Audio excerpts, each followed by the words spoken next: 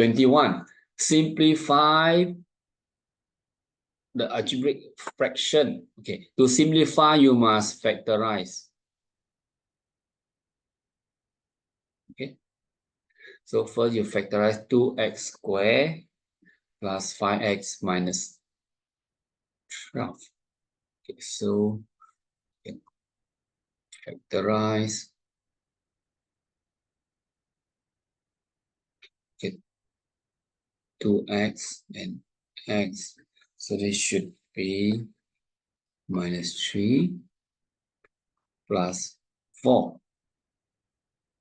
Okay, then this will be 4x squared minus 9. You factorize, you get 2x squared minus 3 squared, or equal to 2x plus 3, 2x minus 3, 2x plus 3, 2x minus 3. And then you can simplify. It's 2. The answer is x plus 4 over 2x plus 3.